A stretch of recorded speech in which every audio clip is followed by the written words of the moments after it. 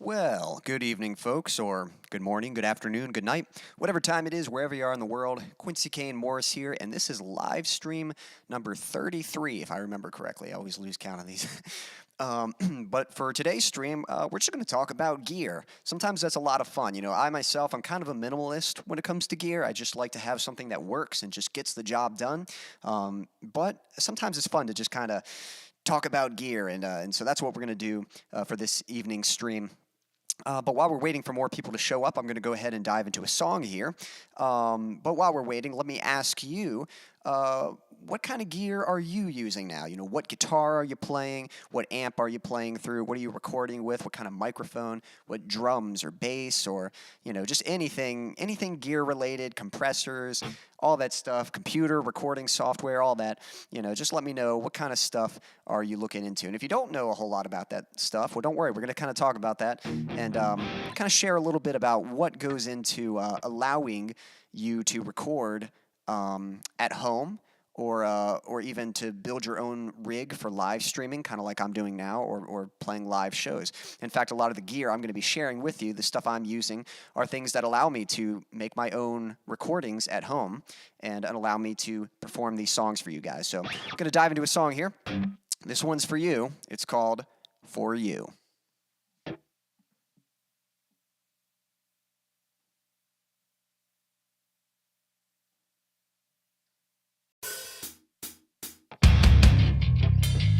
Thanks, Stan. I appreciate that. This shirt is for the Seaville Skate Park, or skate shop, I guess.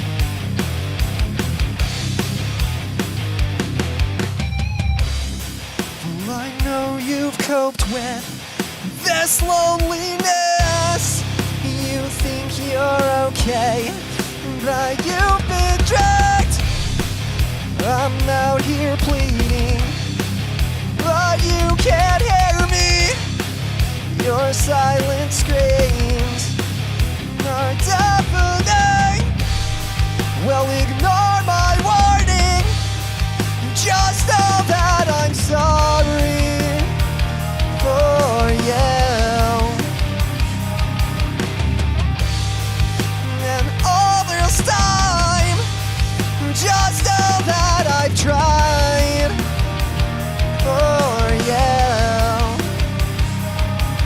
Come back to me.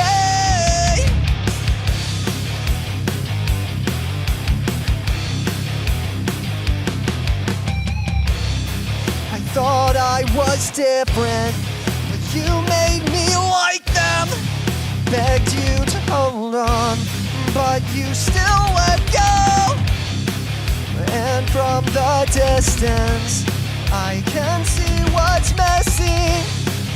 You never listen, so you'll never know. Well, ignore my warning. Just know that I'm sorry for you. And all this time, just know that I've tried for you. Come back to me. Come back to me. Come back to me. Come back to me.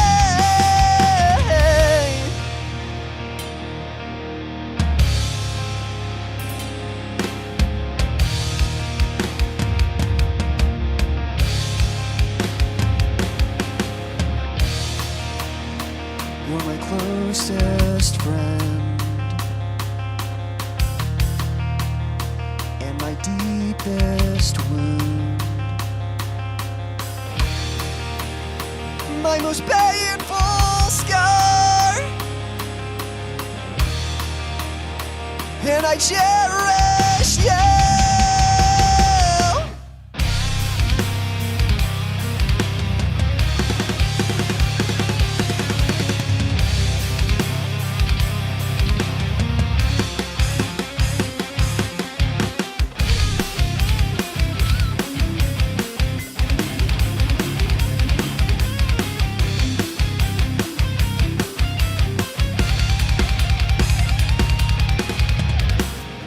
Well, ignore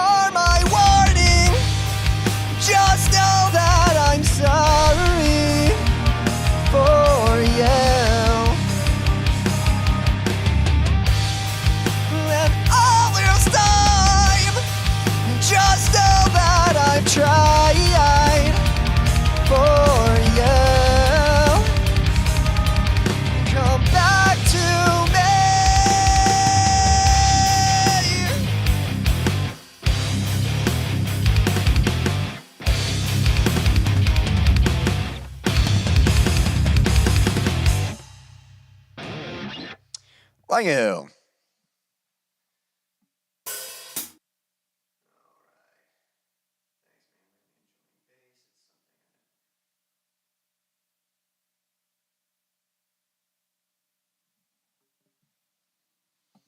Yeah, Stan, that's awesome. And you know, uh, yeah, Stan saying that you know, he didn't really think much of bass, but then once he got the opportunity to play it and try it out, now he's really enjoying it. And that's the cool thing about, I think, music in general. You never really know like what's gonna tick with you. A couple instances where that happened with me, I think drums was the big one. You know, I never really had plans to play drums, and really drums were something I appreciated, you know, like especially in metal because just the double bass and just the intensity of the drums, like it was really impressive. It's always fun watching a good drummer, but you know, I never really thought, oh well, I'll learn to do that myself. But it wasn't till me and my friends we were. At church one day, and there was at our church we had a drum set that had the double kick pedals, and we said, "Oh, whoa, that's the double kick pedal. Let's try it." And so we were all trying it, and of course, none of us were very good at it. But me, I knew how to play like a basic beat, just a 1, 2, 3, 4, and I thought I didn't have any. None of us had foot control, but I thought, well, maybe if I go as fast as I can, and then I just try to play a steady beat with that, it'll sound cool. So I just went as fast as I could and just try to kind of find a tempo, and it actually sounded pretty good. And my friends were like, "Whoa, that's really cool!" And that was enough for me to think like, "Hey, if I really practiced, I could get this." And sure enough, and and the next thing you know, I become a drummer. And for a while, I was like the church drummer. We didn't really have one, and they were like, "Quincy plays drums," you know. And so I ended up playing drums for our church for quite a while, and still do from time to time. But yeah, so I'm glad you're enjoying bass, and that's the cool thing is you know, that just happens with some instruments where you don't really plan to play it, and then you get an opportunity to do so, and you kind of find out like, hey, this is actually a lot of fun. This is a cool instrument to play, and you're doing great on bass, by the way. And then thanks about the shirt. I don't know if you were just commenting because it's a cool shirt, or if you recognize what it's from, but it actually says Seville there, and it's this is a shirt from the Seville skate shop. So I remember getting one, and I actually, when I bought it, it was raising money for the lights at the skate park. So pretty excited about that. For anyone just joining us, welcome. This evening's stream, we're just going to be talking about gear. We're going to talk all about, I'm going to be sharing some equipment that I use for recording my songs at home, and just how to make, you know, professional sounding recordings at home with your home studio. You know, what gear do you need to do that? And along with that, the same gear that you can use to do what I'm doing now, just performing a live streaming and be able to play songs. And I could take the same rig and play live shows as well. And I'm hoping and looking forward to doing that this year. So, but we'll talk more about that in a moment. I'm going to see what's going on in the chat, and I think we're going to dive into the topic in a moment here.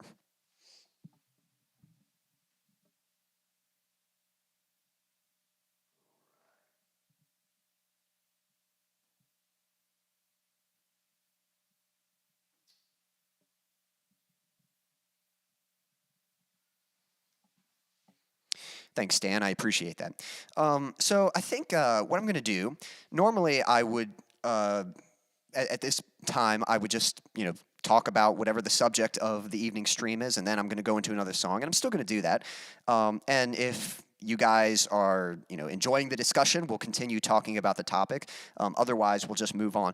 But this particular topic was suggested by Daniel, who is a frequent viewer, and so I'm sure he, you know, the fact that he requested it, I know he'd like to talk about gear and be a part of this conversation. So he's not here yet, and you know, might be waiting for him to get off work. So what we're going to do first, I'm just going to talk about what you need to get started. You know, as a beginner, what are some, you know, pieces of gear you need, and kind of explain them to you. What's just like the bare minimum you need to build your home studio so you can get started recording or you know, performing live streams and that kind of thing. And then I think after the next song, we'll dive further into the topic, and hopefully Daniel will show up so that he can be a part of it. But yeah, we're gonna hop in just a moment here.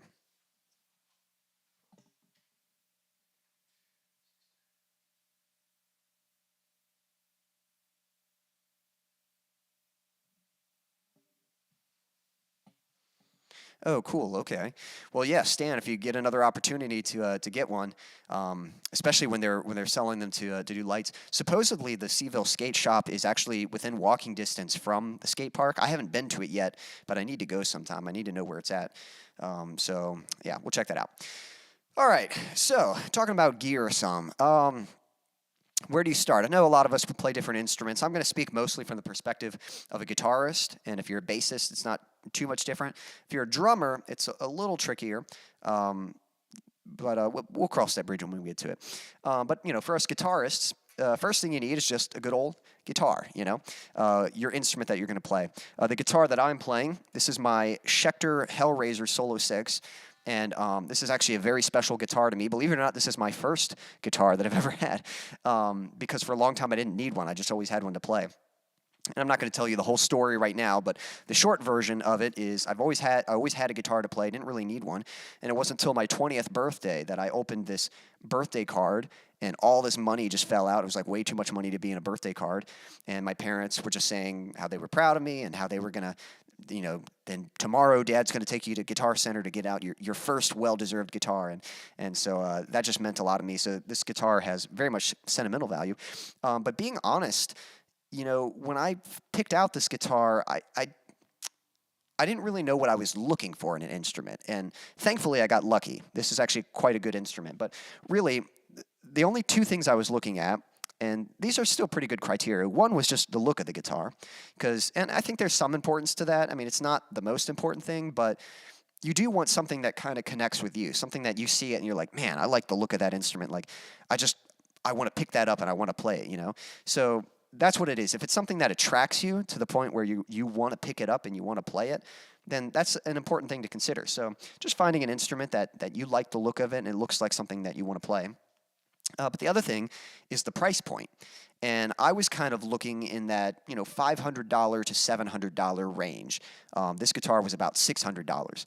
And the main reason, I wasn't thinking deeply about it, but I knew that was kind of a good price range. Like, not too expensive, but, not so cheap that it's going to be a poorly made guitar. Like, that's kind of a safe range to shop in where you're going to get a solid instrument. And, as far as I could tell, it felt good, played good, and so I couldn't find any complaints with it. Now, being a little more experienced, I do think this is a good guitar. Like, it feels really good, plays really good, tunes really good.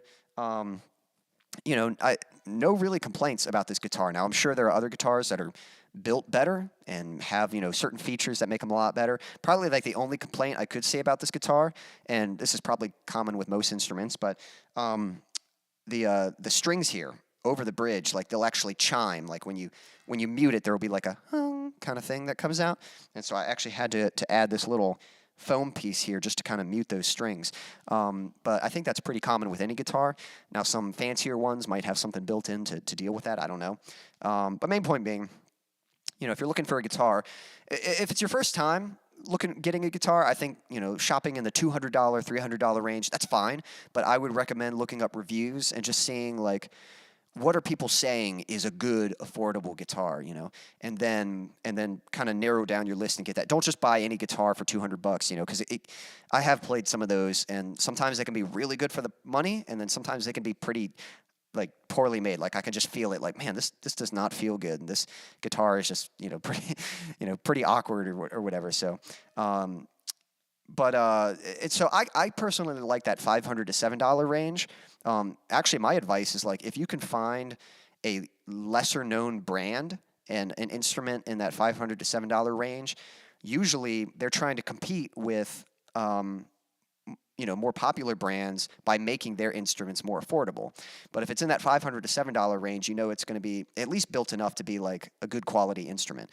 A lot of times, once you get in that $1,000 range, yes, you're going to pay for a higher quality instrument, but sometimes you're just paying for the name too. Some really popular brands like Gibson and Fender, some of those instruments, like, that extra, $100 or $1,000 added to it is just because of the name. And I think there are plenty of guitars that are just as good that aren't Gibson or Fender and stuff.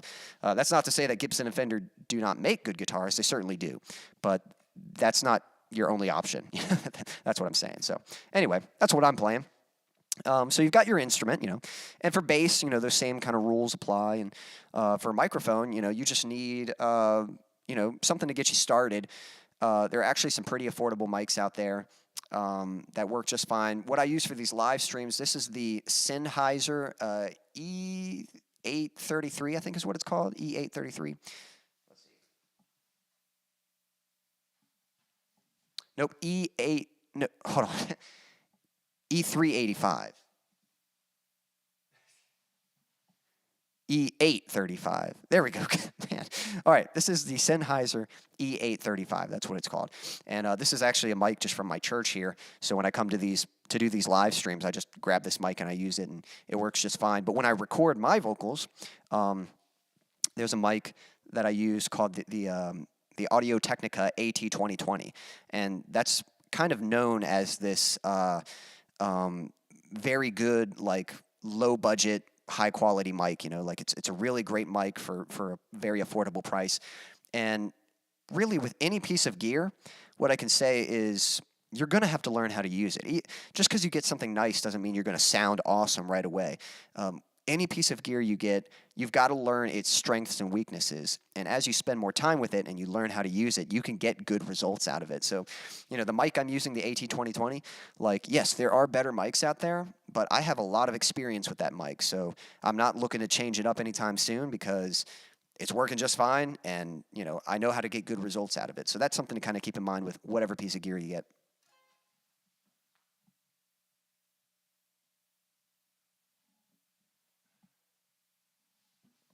My pleasure, Stan. Glad you found my advice to be helpful with that. All right, so now when it comes to like recording, most recording is done into a computer. Now there are ways to do it into your phone too. I'm not as experienced with that, but we'll talk about that in a little bit. But you're gonna want some kind of computer. It can be a desktop or it can be a laptop. I use my trusty old laptop. Now, my laptop, I'm using a MacBook Pro. Now, this is from 2012. I can't remember the exact name of it. So this is actually an older MacBook. But what I do is every 5 years, I will change out some of the inside parts. So, like, I'll get a new battery and a new hard drive and certain things just to keep it running. So it runs really well. And that's, just something you should do with your computers in general, just to keep the longevity of them so they keep working properly. And to be honest, I think Apple has changed as a company. Back then they used to make, like, they used to just make stuff that worked. They were great. It's like, it works and it's simple to use, and that's what you want. And so that's why I got this computer, and that's how it works. It works and it's simple to use. But now it seems like Apple products are kind of just expensive for the sake of being expensive, and they're almost designed for you to have to upgrade in a year or two, Like, they're not designed for longevity. And so I can't really comment on the current state of Apple. I'm not sure that they're the same brand that they used to be, but they used to make really good stuff, and I love my computer. It works great and stuff. But you're going to need some kind of computer to record into. But the question is, how do you plug your instrument into your computer? And what are you recording? How do you use your computer for recording? So first off, you're going to need software on your computer, recording software. So Apple has Apple has a unique brand, or I should say a brand that is unique to Apple. You can only use it on Apple computers, and that's called Logic. Well, actually, I should mention first, it comes with a free program, which is awesome, called GarageBand. So if you get the computer, you get GarageBand for free, and so you can automatically start making music just for having an Apple computer. But if you purchase Logic Pro, that's sort of a more, I don't want to say complex, but it's got more features, and it allows you to do more. So for me, with what I do with music, I definitely needed something like Logic Pro. I mean, if I had to work with GarageBand, I would make it work, but I'm very thankful for Logic Pro because the flexibility it gives me. There's a lot I can do with it that just that enables me to get the sound that I get from my recordings. So, but I'm actually using Logic Pro 9, which is outdated because now they have Logic Pro 10. But the reason I haven't upgraded to Logic Pro 10 is, one, I've got all these templates and this workflow for Logic Pro 9, and I don't want to have to remake all of that stuff for Logic 10. And two, I don't know if my computer can actually run Logic Pro 10. I'm still using an older, like I'm using the most updated software that what is it? I guess software, system, that I can use. But, eventually it's going to get outdated, and I might have to bite the bullet, and if I update, Logic Pro 9 might not work properly anymore, and so I might be forced to upgrade to Logic Pro 10. So that may come someday, but it hasn't come yet. So I'm going to keep using Logic Pro 9 as long as I can, and when that day comes, I'll deal with it. But for now, so that's what I'm using. For non-Mac users, there are plenty of other recording softwares out there. I think there's some, I'm drawing a blank on the name right now. I think there's some free versions that you can download. I don't know how good they are, but it might be a way to just start off. Probably one of the most affordable recording softwares is a program called Reaper. I think it's like $60, which is pretty good since most programs are like $200 or something like that.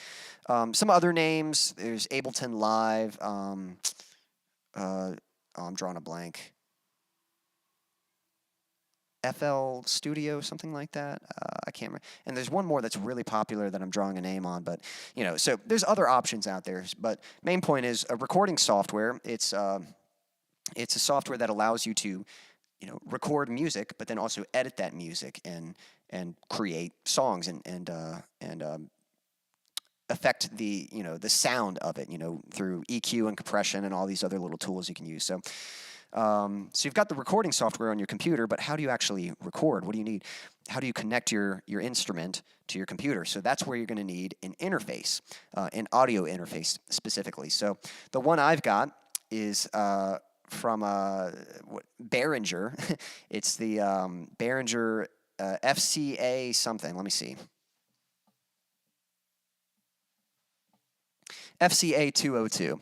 And to be honest, I don't think this is even a fancy interface. It's actually very simple.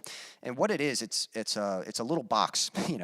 It's this little box, and it's got a spot to plug my headphones in. So my headphones are going into this interface right now through that cable, and I've got a volume knob in the front to adjust how much volume I'm hearing in my headphones. And then in the back, there are two inputs, a left and a right input for instrument cables. So I can use one of those inputs, or both of them, to plug my guitar into the interface. And then from there is an output, and for this device, it's actually Firewire. It's a Firewire cable that comes out and plugs into my MacBook Pro. Now, Firewire is kind of outdated. People don't really use it anymore. It's not affecting me right now. Like, it doesn't hurt that I'm using it, but most systems connect with USB, I think. USB pretty much these days. And again, Apple, I think, has like some kind of Thunderbolt cable and stuff. But again, that's meant to be helpful, but I think it actually makes things more complicated. It's a lot easier if something's just universal. But either way, so that's what I've got. And then there's a couple outputs to go into studio monitors, which we'll talk about that in a moment. So basically, with your computer, your instrument, and your interface, you're good to go. You plug your instrument with an instrument cable, quarter-inch cable going into your interface, and then your interface through USB, Firewire, whatever, goes out of that into your computer, and now you can use the recording software, and you create you make a new track, and usually there's a way to select live or instrument, and in my case I hit this I button that means instrument, so it activates the instrument, and then I turn up the volume on my instrument and I come through. Now it doesn't sound like that. You're actually just going to hear like the just the guitar strings, and then you have to add plugins to make the sounds you want. So that's the other thing I was going to talk about. Some of you guys, you probably know about, if you have guitar or bass, you've got an amp. And you probably plug your instrument into the amp, and that's how you make music and stuff. And back then, pretty much the way it worked was you would use a microphone, and you would mic the amp, and that's what would record into your computer. And you could certainly still do that. Just a moment. Hey, yo, Cinnamon, thanks for joining. We're just talking about gear right now. Let me ask you, what instrument do you play? What kind of guitar or bass do you have? You know, if you sing, what kind of microphone do you use? What kind of drum set you play? We're talking about recording gear, all that kind of stuff. And I'm just talking right now, what are the bare minimum things that you kind of need to get started? So I was saying, you know, you've got your instrument like a guitar, and you're going to need an interface, an audio interface. You use an instrument cable and you plug into that interface. And from the interface, you've got a USB cable, or in my case, a Firewire cable that comes out of the interface and goes into your computer. And then you need a recording software on your computer. I'm using Logic Pro 9, but there are other ones out there. And that's how you can create sound. And I was just saying, another way that you can record that used to be kind of the standard back then was recording an actual amp. So you have a guitar amp in the cabinet with the speaker, and you put a mic up to the speaker, and you're recording that audio through the microphone, and that's what's going into your recording software. And that's still a way that you can record. But technology has come a long way, and now there are actually amp simulators.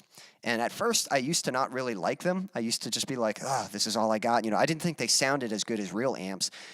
But it's evolving technology. You know, people just kept working on it, and I kept learning how to use it. I kept learning, again, I was saying earlier, learning your gear, learning how to get the best sounds out of your gear. And I learned the strengths and weaknesses of amp simulators, and now I'm pretty pleased with the, yeah, doesn't that sound great? There we go. Pretty pleased with the guitar tone that I can get out of an amp sim. So what's cool is, again, certain programs, I can't speak for all of them, but Logic Pro actually comes with some free amp sims and some free cabs. And they're not awful. For metal, I couldn't really get a good metal tone out of them. And so I went searching for some other things. But the great thing is there are great resources online for free. So my favorite, there's a brand called Poulin or something like that, or Lepou. I don't know if it's Lepou or Poulin. I always thought it was Lepou, but on the amp it says by Poulin. So I don't know. I guess it's French. But that brand makes an amp called the Legion. And that's what I'm using right now. And I've just, that's probably my favorite amp sim that I've come across, but there are, and it's free. It's amazing that you can get a tone this good just for downloading a free plugin. But there are other ones. There's one out there called the Emissary, which is a good one. Has kind of a similar sound. And there's one that I've been using lately called the Ninja. I've been using that for my lead guitar tones, and that one sounds pretty good too. And yeah, they're just free plugins. If you just type in free amp sim, you can find some way to find a free one and just download it, and it works good. But the amps, you can't just have the amp sim. You also need the cab. If you just have the amp sim, I'll show you real quick.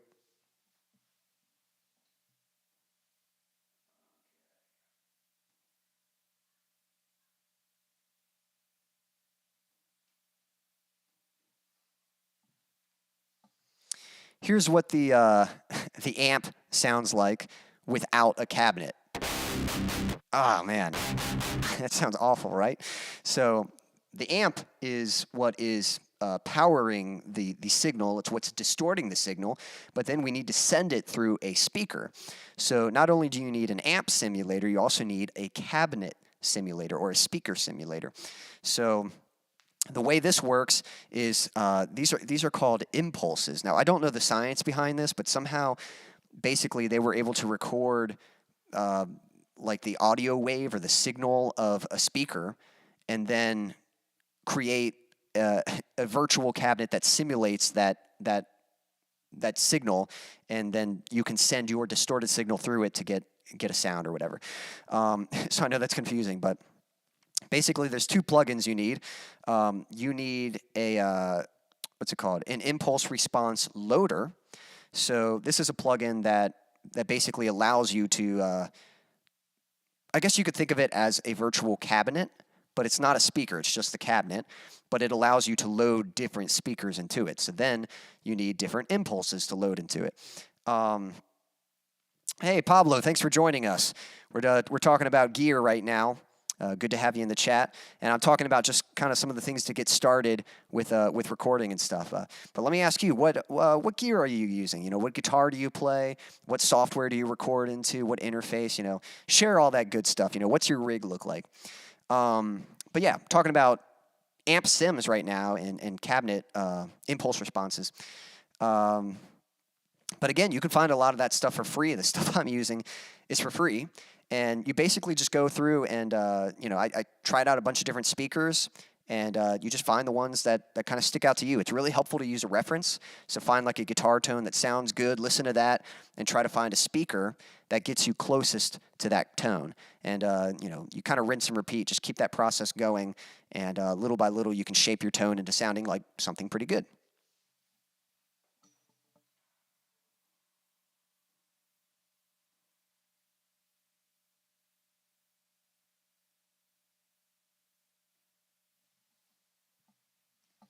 And thanks for asking, Pablo. I'm doing well. I think Stan's doing well, too. But yeah, let me see here. So those are some great ways to get started. So yeah, with just an amp sim and some cabs, and there's some other plugins, too. I've actually made videos about making your own guitar tone. Hopefully I have a link to that in the description. But, you know, you can get a tone just like this. And it's a fairly similar process for bass. If you have a bass guitar, you can plug into your interface and use virtual bass amps. Now, I think Logic Pro comes with some, and that's what I use. I can't remember if I might have downloaded some things to use with the bass. I think I downloaded some bass cabs. But yeah, you can make your own bass tone. But to be honest, if you're not a bass player or you don't have a bass guitar, there's some great software bass out there. You know, I recorded bass for a long time, but lately for a lot of my tracks, I've just been using software bass because it's a lot faster and I don't have to deal with tuning and it sounds fine. You know, if you were to hear it in solo, like sure, it might not sound super realistic, but in the mix, you don't even notice. So it just speeds up the process a lot. And if you're wondering what I mean by that, kind of like there are amp simulators, there's also software instruments. What are software instruments? These are instruments in your computer. So basically your computer is the bass, you know, and you choose like what notes you want them to play, how long you want the notes to be, and you can change the bass tone, and you can, you know, tweak it and get it sounding the way you want, and you just program the bass. So that's kind of what I do nowadays. And what's nice about that is you don't need this huge rig. You just need the computer. You could just listen through the computer speakers and just kind of choose the right notes and stuff. So that's kind of cool. Like, you know, if I'm recording vocals or if I'm recording guitar, I kind of need like a day for that, and I need like, you know, a certain setup to allow me to do that. But for bass and for drums, I can just do it on my computer whenever it's convenient. Drums are the same way. Drums, basically, you can create a software drum set, and it uses what are called samples. A sample is when somebody recorded, like if you hit the snare drum, pop, someone records that sound, and they record the snare at different levels of intensity. So a really loud pop sound, and then a little less pop, and pop, pop, pop, pop, pop. So you get all these different levels of intensity, and then you can use that to create a beat. You create a pattern with these notes, the same notes that you would use for bass, but now they're going to sound like a drum set. And yeah, you just choose when you want the notes to play the kick drum and when you want them to play the snare, and you can program your own bass, your own drum beat. And that's really helpful because drums are already a challenge to record. And so that's what I'm playing with. You know, these backing tracks, these are all just programmed drums, and just over time learning how to use software drums, how to get the best sounds out of them. And yeah, it's awesome because it just speeds up the recording process and allows you to kind of get your ideas made and put them out there and stuff. Gonna have a look at the chat real quick.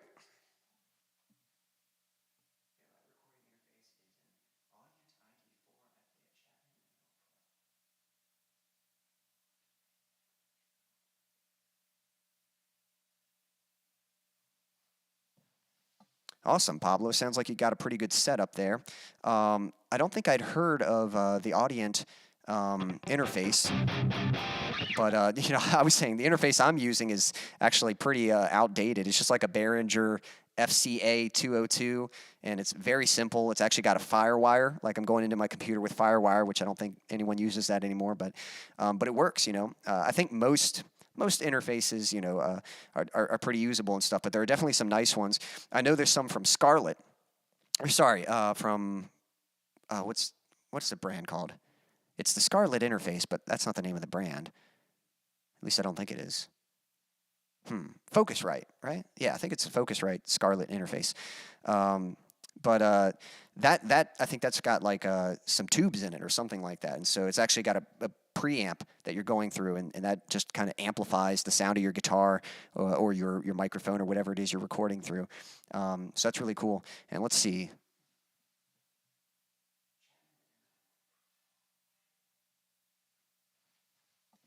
Chapman ML1 and Pro. I actually don't know if I'd heard of Chapman's. I'm guessing that's the brand of the guitar and stuff, but that's sweet. I'll have to look that up.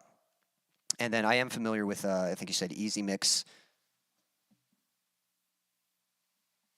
Yep, Easy Mix Pro and stuff, and that's the nice thing about having different options is it can be kind of situational, because I probably will still record live bass for some situations, but for now I'm in a stage where like I'm probably going to use the program bass, and ideally, eventually when I decide to do like an album, right now I'm just releasing singles, but eventually when I do an album, I think that's when I would try to use a real bass and maybe kind of change up the things I'm using. But it's awesome that there's music that there's so many tools out there that just allow you to make your music like really simply. And then you can build off of that and get more detailed, more advanced, and using higher quality gear.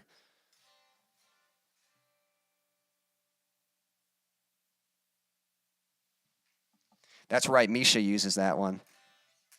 But and let's see, are you programming your drums? What do you use to program drums? Because I'm using a custom drum kit that I made in Logic Pro.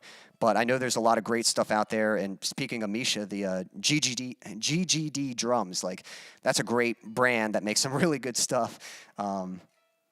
They've also got some great cab sims and stuff too. So GGD, that's a great brand right there.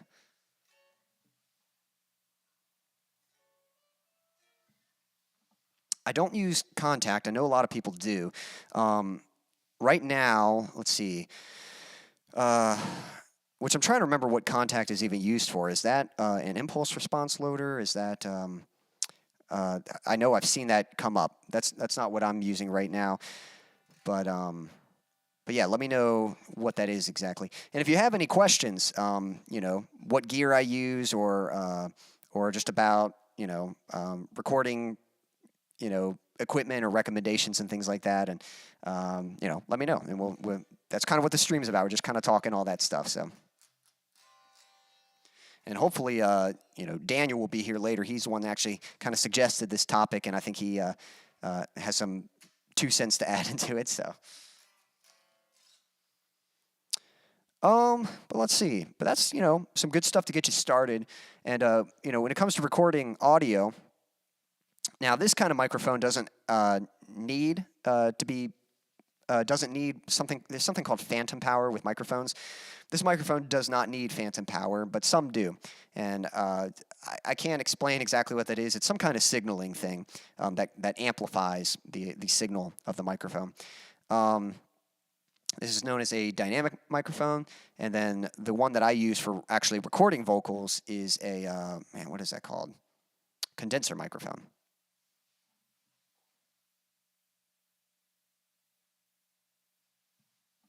Oh, right, for MIDI sounds, yeah. I don't have Contact yet. Eventually, I might need to get it because I think that's what allows you to use different MIDI sounds from other softwares and stuff. Most of the MIDI sounds I use are built within Logic Pro, the software that I use. So the drums that I made and the MIDI, so the drums I use, Logic Pro has a built-in drum machine called Ultrabeat. and you can choose whatever sounds you want. They have sounds, like a pretty big sound library of different snares and kicks and stuff. And so I used that, and then using some plugins, I was able to edit and make my own, snare sound based off of, a lot of it based off of the Periphery sound, because Periphery just has great drum sounds. So using their drum set as a reference, I was able to make my own kick drum and snare drum and different components, and then create my own custom drum kit that I use. And then for bass, kind of the same deal. The funny thing is with bass, there's a MIDI keyboard. Let me think how to explain. Well, there's just there's a virtual like MIDI keyboard in Logic Pro and stuff, and then I can just click and drag the notes and things like that. So so far the virtual sounds I'm using, and if I ever use anything different like a synth or strings or something, right now I'm just using the sounds that are in Logic Pro. Now I know eventually, like especially the orchestral stuff, it would be cool. Maybe in the future I'll revisit some of that, and if I were to get a more high quality sounding orchestral kit, I'm sure I would have to get something like Contact to allow me to actually use it. But as of right now, I don't have that. If I remember correctly, I think you've done a little bit of orchestral stuff, with your songs and stuff. Is that right?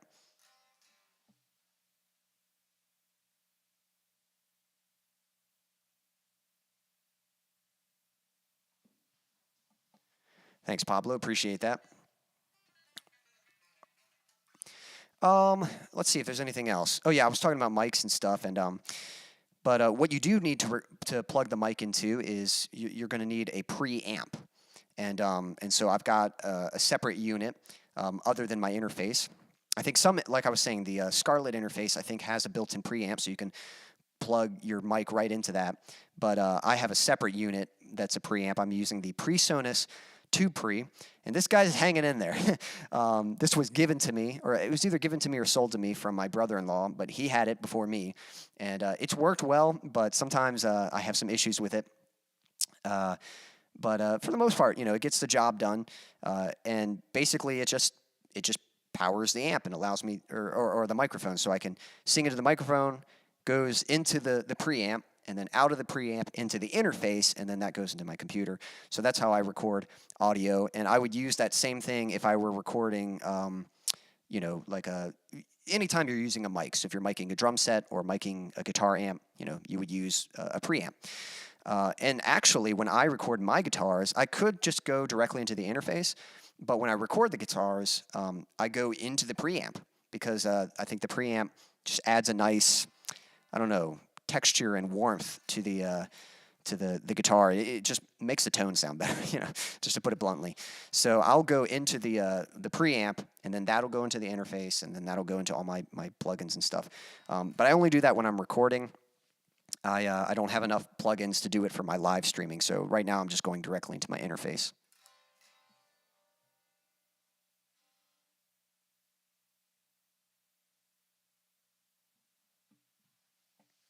Yeah, so for these live streams, I am using the Sennheiser E835. I think those are the numbers. And again, I do these live streams. I'm just in my church right now, and so I'm just borrowing this from the stage. But when I record my vocals for the songs I release, I'm using the Audio-Technica AT2020, which is kind of known as this affordable, low-budget, high-quality microphone, and it works great. I don't have any complaints with it. I've used it for a long time, so I think I just know how to get a good sound out of it. Eventually in the future, maybe I'll upgrade to something a little nicer, but for now, that's doing the job for me. I can't remember. I know I've only heard a little bit of your music, and it's great. I remember the stuff I heard I really liked, but I can't remember if it had vocals or not. And, so do you sing, or do you record vocals? Do someone else sing and you record vocals for them? And if so, what mics do you have and are you using?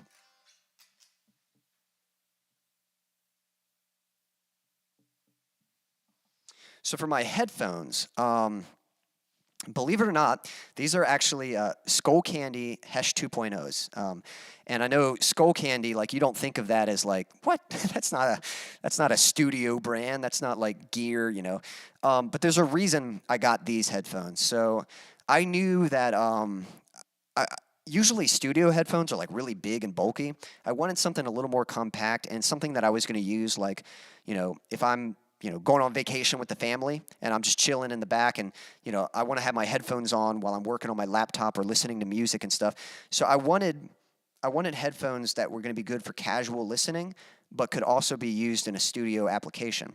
And most consumer headphones usually they'll add a lot of bass to the mix. Like they change the mix. They try to enhance it by adding low end and stuff. And I didn't want that. I wanted something that had the fit and the size of like a consumer headphone, so that I could just wear them comfortably and listen to music, but were useful for studio application. And so I did a little bit of research, and these headphones do have a very flat EQ or speaker sound. And for those of you who don't know what that means, so when I say flat, so think of volume. Volume, when it's loud, it goes up. When it's quiet, it goes down. But then imagine sort of this graph here, this line, and on one end you have your low sounds, and as you go up over to the other side, the sounds get higher. So you've got your low sounds down here, and as you go up, it gets higher and higher, higher, higher, and you can control the volume of that. That's what EQ is. EQ is short for equalization, and it's just a volume switch for different frequencies. So you can turn down low frequencies, or you can turn up low frequencies. You can turn down mid frequencies or turn up mid frequencies. You can turn down high frequencies or turn up high frequencies or treble frequencies. So a lot of times consumer headphones will boost the low end, and they might even scoop out the mids, just to give it more like kind of a bigger sound. But that's not really good for mixing. That's not good for studio recording, because you want an accurate representation of the sound. So when I say flat, when I say these speakers are flat, what I mean is they're not boosting the low end or cutting anything out. It's just a very flat frequency response, and so that's nice. So I use these all the time. I know what good mixes sound like in these headphones. So when I go to mix my own songs, and I use these headphones, I can kind of trust, like, okay, I know what they need to sound like to sound right in these headphones. So yeah, that's what I'm using. What about yourself? What kind of headphones you got?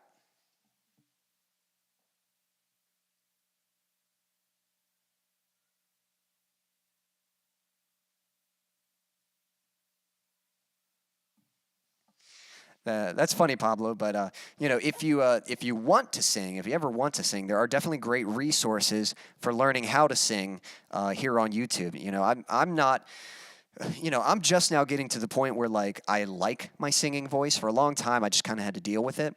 I don't think I'm an amazing vocalist or anything like that, but I think I'm a good vocalist. And I mean that, I don't mean that in like, I'm a good vocalist, I just mean like, yeah, I can sing, and there's plenty of singers out there who are way better than me, but my voice has come a long way because of certain teachers that I found online, certain resources that helped me, improve my singing, and I'm thankful for that, So I'm not, I'm thankful because I love singing, and for a long time it was something that was so hard for me to do. It was so hard for me to give a good vocal performance, and now I have a lot more consistency with my voice. So thank God for that. And then Stan, you're right. Knowing your gear is super important. It's nice. It's nice to have like good high-end expensive gear, but at the end of the day, it's really just knowing your gear and how to use it. An expert with amateur gear is gonna beat an amateur with expert gear, if that makes sense. One example would be like with a camera. Trying to like make a really high quality looking video. If you give an expert cinematographer, if you give them like a phone camera, and then you give some beginner like this nice high-end, Hollywood camera, the cinematographer is going to win. He's going to know how to get like a good image out of that camera. Just because you have a nice camera, if you don't know how to use it, you're not going to get nice results out of it. So, anything can work. It's just learning your gear, learning how to use your equipment, and how to get the best results out of it. Thanks, Stan. I appreciate that. But anyway, we're going to continue this conversation because I think it's going well. But I'm going to dive into another song here, so I'm going to demonstrate a little bit of what I'm talking about. You know, this backing track that I've got. This was a backing track that I recorded with my gear, you know, or some of it was programmed in the computer. You know, I'm playing through the equipment that I was just talking about. And, yeah, let's see how it sounds. And I'm talking about it. Let's see if it sounds any good. But if you have any questions related to any of this, just leave a question about that. Again, if there's any gear you'd like to share, what are some, you know, secret sauce things that you might be using that are, you know, kind of getting your stuff to sound good, or what's some gear that you're kind of looking forward to? Like, man, I'd love to have this someday, or something that you'd like to get. You know, if there's anything you kind of have your you know, your eye on, you know, let me know. All right, let's see here.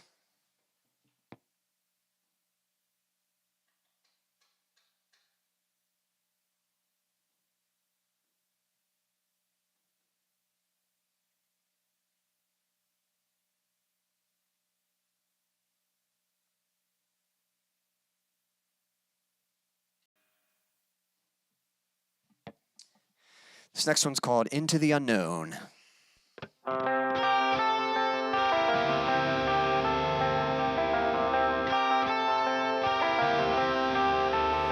I can hear you, but I won't. Some look for trouble, while others don't.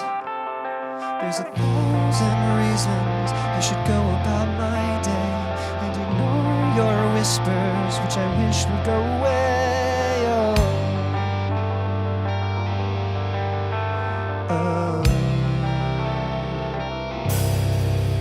You're not a voice, you're just a ringing in my ear. And if I heard you, which I don't, I'm spoken for, I fear. Everyone I've ever loved is here within these walls. I'm sorry, secret siren, but I'm blocking out your calls. Why, that's my adventure, and I don't need something new. I'm afraid of what I'm risking if I follow you into the unknown. Into the unknown. Into the unknown.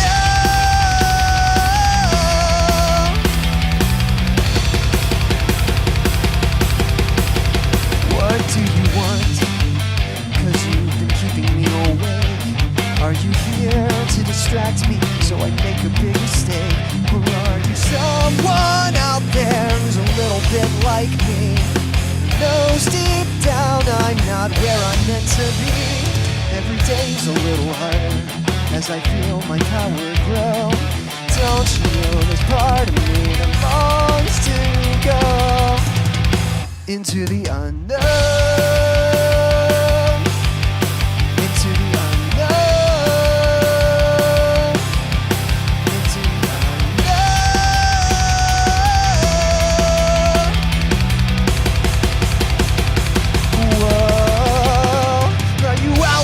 do you know me? Can you feel me? Can you show me? Whoa.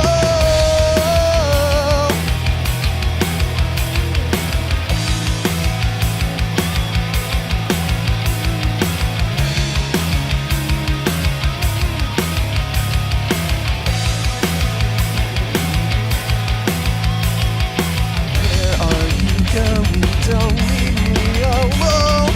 How do I follow you into the unknown?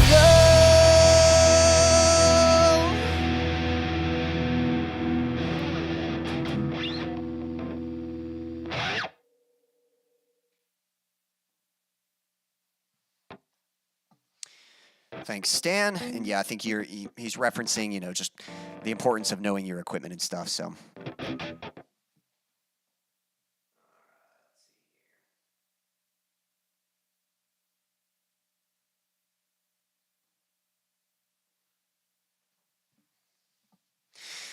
Well,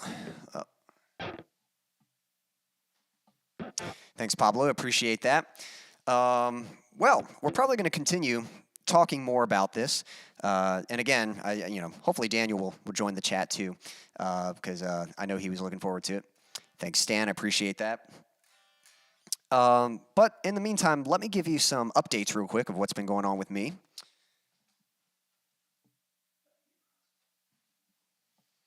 Well, I'll give you those updates in a moment. Let's talk about vocal processing real quick, since Pablo's asking. I'll tell you two ways, because there's obviously the way I process vocals for my songs, and then there's the processing that's happening right now. I don't know if you were referring to one or the other, but I'll just share both with you. So, vocal processing. So when I go to record, the most important thing is definitely the room that you're recording in. So don't just like pick a random room and set up your mic. I've actually made a video about how to record good vocals in a bad room. I think that's yeah.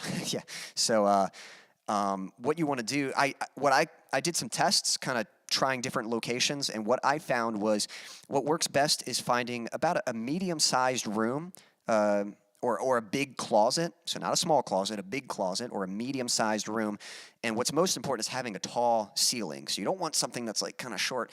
Like even in here, like this is a pretty tall ceiling, but this room wouldn't be the best just because there's a long hallway that goes down that way. So this room's a little big, but ceiling-wise, this is pretty close to ideal. Might be a little too big, I don't know. And then what you can do is you can actually create this towel booth. So if you have like mic stands or if you make something out of PVC pipe or just hang some wire or something, you can use towels, like just bathroom towels. These are a really good material for I guess for absorbing sound. I don't know if they actually absorb sound, but for canceling out sound. So you just hang a few towels and you create like a little booth around you. Usually I'll do two on the side. I'll make like a triangle, two on the side, and then one behind me. And the funny thing is, that's what I do for, when I'm really recording like a high quality track. But lately, I actually haven't even been using the towels. I've just been recording in the closet, and I think it sounded fine. Now again, if I were recording like an album or something, I would probably go the extra measure and set up those towels. But just for the sake of time, I haven't really been worrying about it. But I will say that's definitely something to keep in mind, because that's going to, help you get like a really clean recording of your voice without much interference from the room.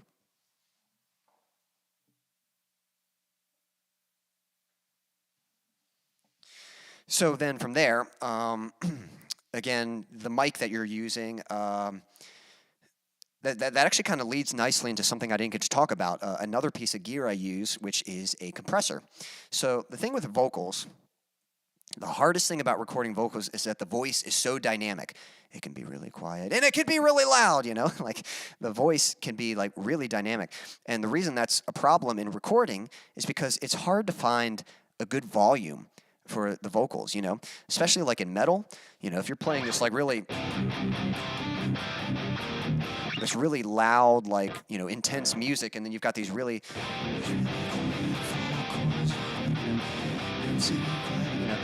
quiet vocals, they're going to get buried by the mix. But then if the guy's, starting like this, really quiet, and then he's singing loud, it's like, it's hard to find a good sweet spot for the vocals. So there's a few things we can do about that. So again, we're using our microphone, it's going into our preamp, but instead of going from the preamp into the interface, I know I mentioned that before, we can go from the preamp into a compressor. And what a compressor does is basically you've got your audio signal, but every now and then there's those loud parts where they jump up, the audio jumps up. The compressor turns down those loud parts and then turns the quiet parts up. It compresses, it squeezes the audio so that you get a more consistent audio signal. Now, if you have a really nice compressor, you can go really heavy with this. My compressor, it works, but it's not the only compression I do. It's enough compression, but I have to do some more processing after the compressor. Yeah. So, and what's funny, now, the compressor I'm using is the Presonus Comp 16, and it's called 16 because it has 16 different settings, and these settings have, there's different settings for compression, because you can choose like how quickly the compressor reacts. and how quickly it releases the sound. Like, does it keep squeezing, like keep holding down, or does it kind of release? And there's different settings, and that's some pretty complicated stuff. For a long time, that really baffled me. But there is sort of an ideal compression ratio. I can't remember it off the top of my head. I think the attack is somewhere around like -10, -15 milliseconds or something like that. That's like the ideal attack, and then I think the ideal release is like 50 milliseconds or something like that. Somewhere between 50 and 100 milliseconds, something like that. And those are pretty much just the default settings I use.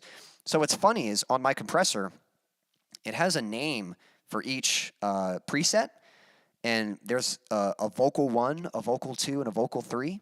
And vocal 3 is the most compressed of the vocals, but the setting I'm using is actually called keyboard 2. So it's compression settings for a keyboard, but I found, looking at the manual, I found that the settings for the keyboard preset were closer to the settings that I was looking for. So the lesson there is, don't just read like, when you're looking at presets, don't just assume like, oh, this one's called vocals, so I'll use this one. It's like, yeah, that might work, but there might be other settings that actually work better for what you're trying to do. So yeah, so I'm using the keyboard settings, and then I've got as much compression as I can get. It's kind of a weird compressor, to be honest. It's not a whole lot of flexibility. I think it's designed to be simple to use, and it is simple to use, but I can't get like an immense amount of compression out of it. But I am using the compressor for live because, I don't have an opportunity to mix these vocals after. But when you record vocals, you'll get a chance to fix them later in the edit. So it's not, if you have some compression going on the way in, that's really helpful. If you don't have compression, you can still work with it, but it's definitely nice to record into a compressor. So the compressor is going into my interface, and that's going into my recording software. So yeah, I'll continue in just a moment.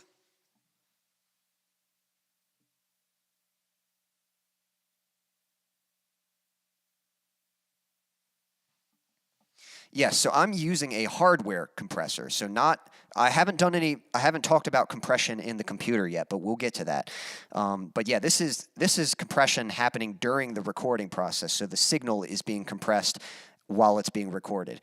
As far as compressors I would recommend, there's a fairly affordable one. Again, I'm using sort of so not hand-me-down, but I'm using like an older compressor that was given to me, or again, either given or sold. I can't remember if I bought it, but my brother-in-law owned this compressor before I did.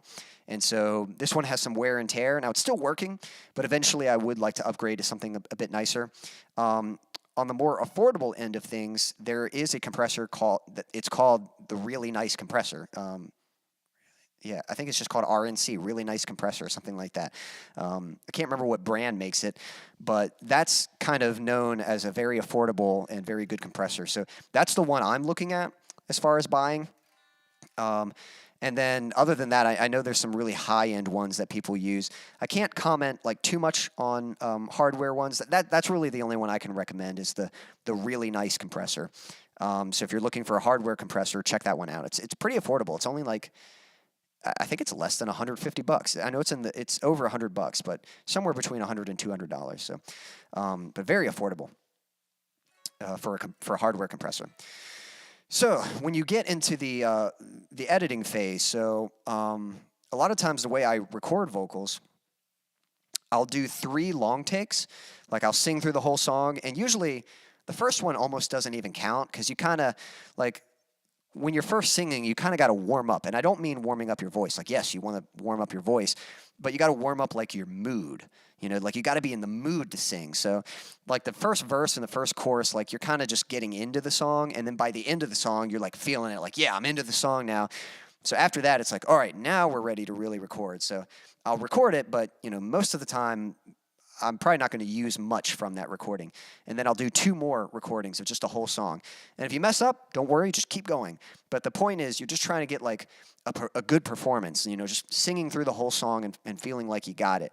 Then, after I've got 3 long takes, I'll do punch-ins. So if there's a certain section where I know I messed up, or a certain section where I just want to make sure I really get it, like a lot of times I'll do the choruses by themselves because the chorus is super important, so I'll make sure I get the chorus.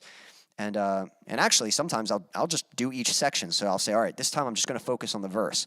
So I just do a couple takes of the verse just to make sure, all right, I got a good, it's almost like the long takes are about performance. They're about just like being in the moment, being emotional in the recording. And then the punch-ins are about being technically correct. The punch-ins are like, all right, let me just make sure I have something. So in case, like, maybe I was emotional, maybe I was feeling it, but I got off pitch, or the tone just doesn't sound that good.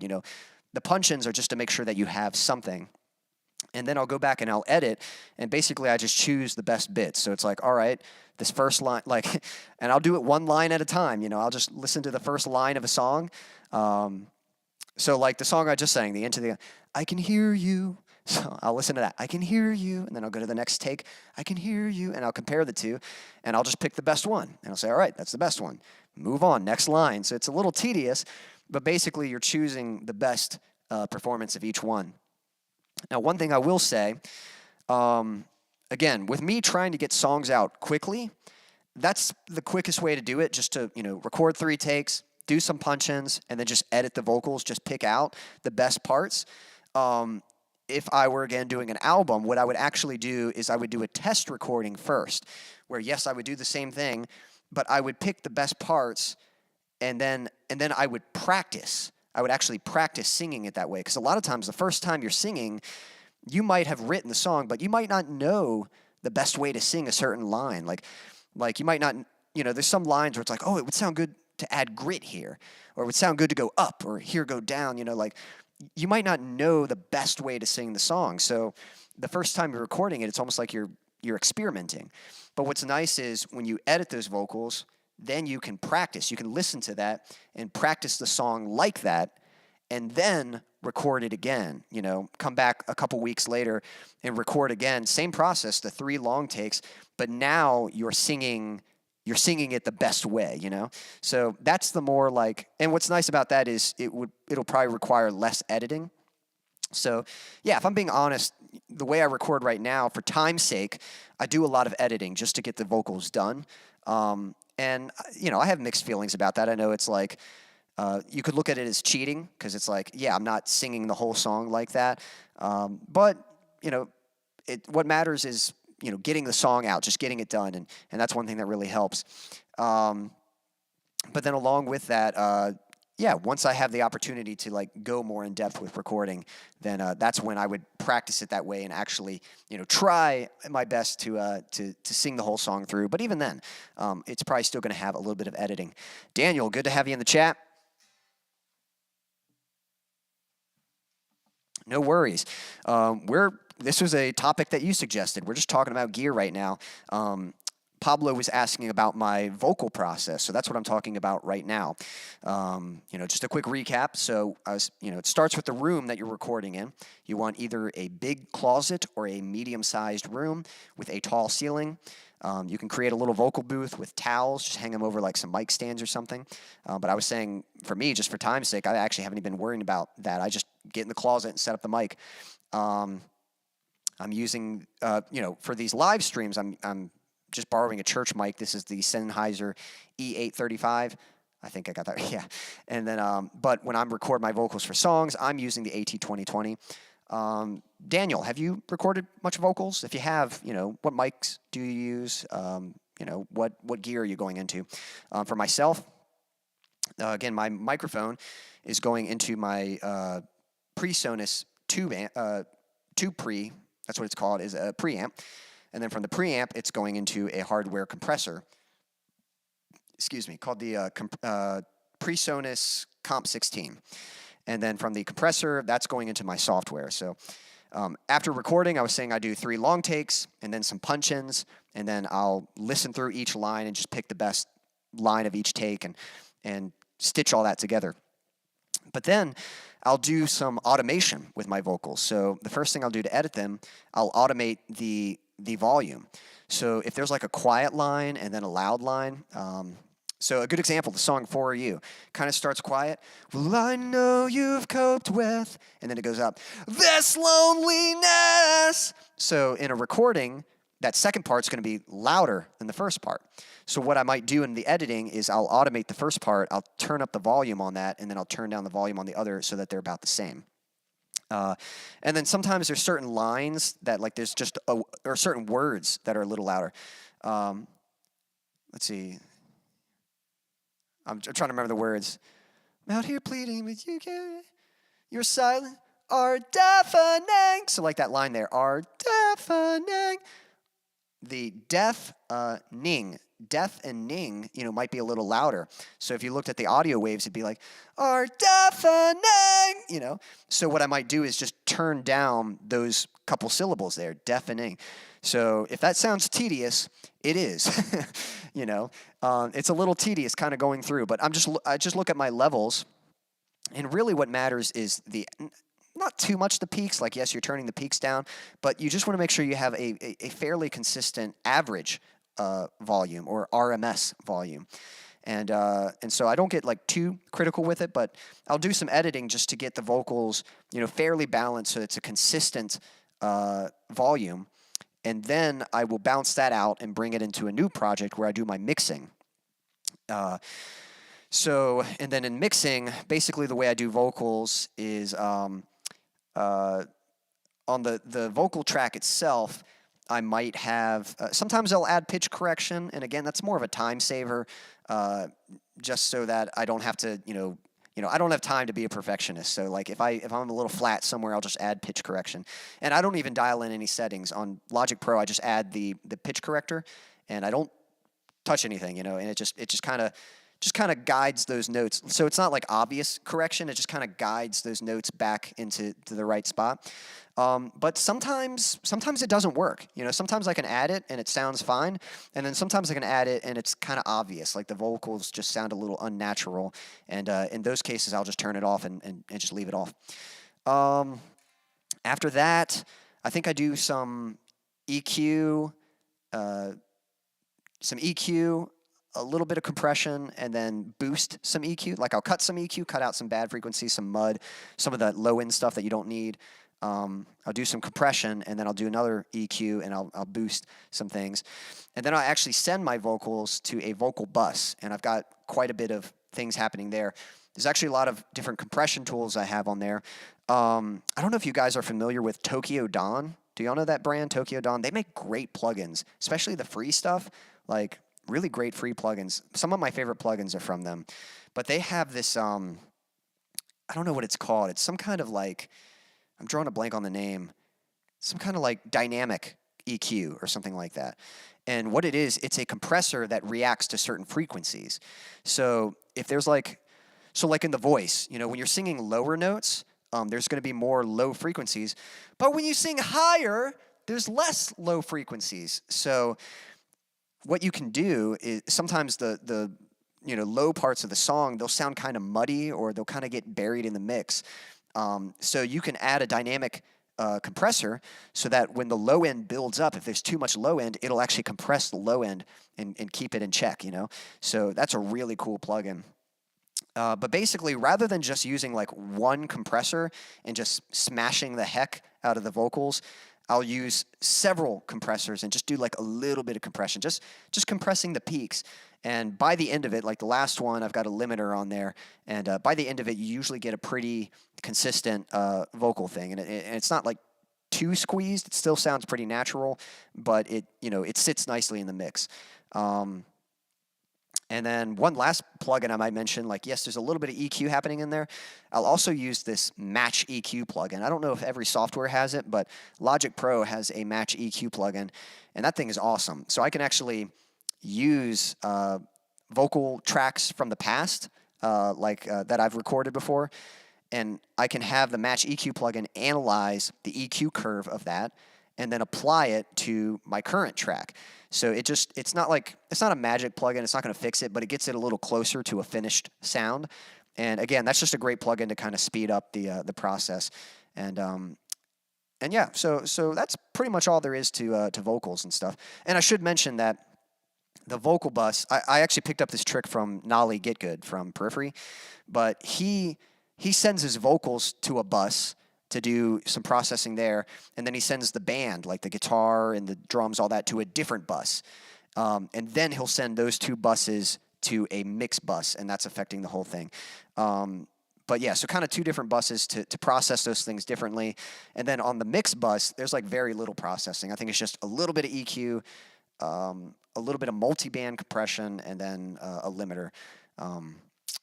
But I would turn the limiter off before going into mastering. So yeah, hopefully that gives you an idea what I do for my vocal processing. I don't know if I've done a video on it, but if hopefully, maybe I've done a video on recording vocals. So you might have to kind of browse a little bit.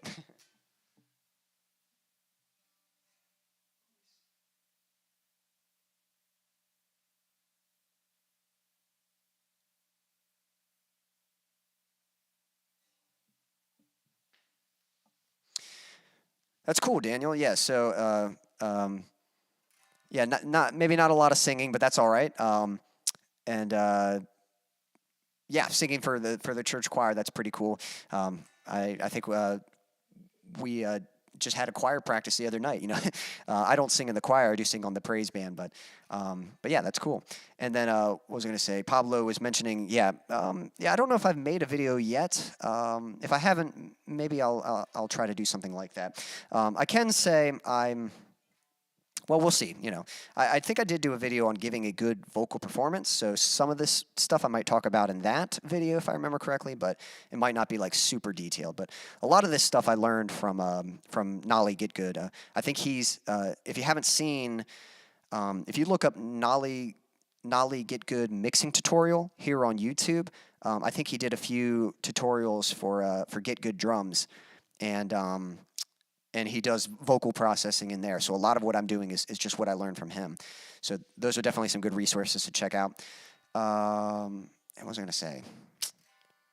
Oh, yeah, Tokyo. So that's spelled Tokyo, Tokyo. Tokyo Dawn, and then DAWN. So, yeah, don't know if you guys haven't heard of them. They make some really great plugins.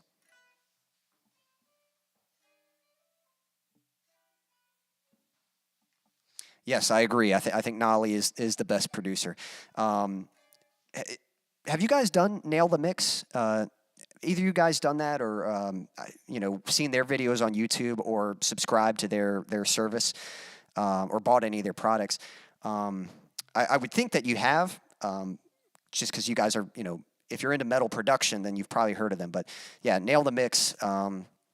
They basically bring producers from modern metal bands and stuff, and they teach you how to produce metal mixes and stuff. And they had an episode with Nolly. I probably purchased that back in like 2016 or something, and that was incredibly helpful. Like I just got a lot better at producing music after watching that, and so much of what I've learned has come from him. So yeah, he's definitely like my go-to guy when I'm trying to learn something about metal production. But anyway, I think I'm going to dive into another song here. Daniel, let me ask you, what's some of the gear you're rocking? I can't remember the model. I know you're playing a Jackson guitar. But yeah, what kind of stuff are you using? And if you guys have any questions, anything specific that you'd like me to go into, let me know. But I'm going to go ahead and dive into another song here. Let me see what we got.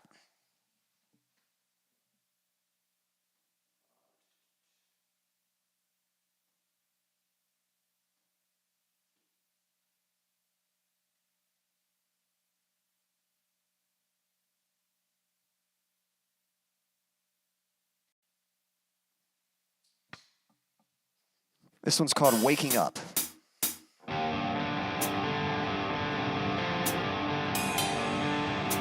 It's too much effort to pull away the covers that hold me down and won't let go. It smothers me, the weight of this anxiety pressing me into my pillow. A blissful sleep, chasing lies and counting sheep, sure is easy, but not for me. So here I am, with all I have. I'm waking up, I'm facing what's in front of me. I won't back down, I can't stop now. I'm waking up, so I can start to dream. I toss and turn,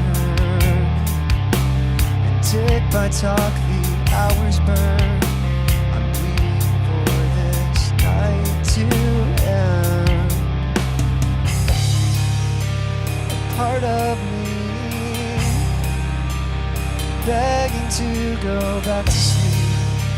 It sure is easy, but not for me. So here I am, with all I have. I'm waking up, I'm facing what's in front of me. I won't back down, I can't stop now. I'm waking up, so I can start to dream you're not worthless. You have purpose. Wake up, see it. Time to dream it.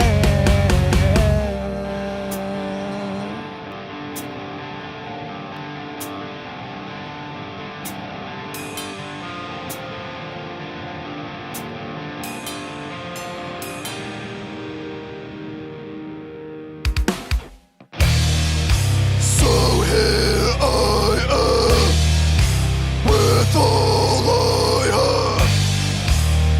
I'm waking up, I'm facing what's in front of me. I won't back down, I can't stop now. I'm waking up, so I can start to dream. So here I am, with all I have. I'm waking up, I'm facing what's in front of me. I won't back down, I can't stop now.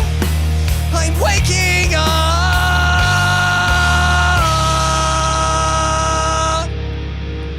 so I can start to dream. Thank you.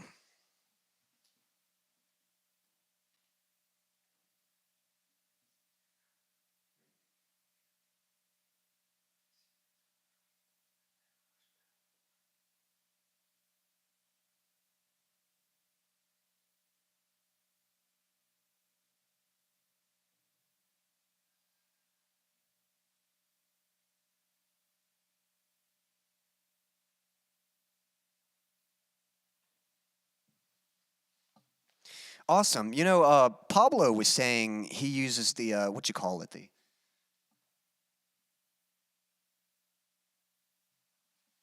the head rush pedal board, which I hadn't used that. You know, I'm not like a huge pedal guy myself. I know a lot of people are, and you know, maybe eventually I might need some pedals and stuff. So I'll have to look into that, the head rush. But yeah, I think Pablo was saying he uses that, and that's cool. That's cool that you use Ernie Ball strings. Let me ask you: Have you first off, Pablo, what strings do you use?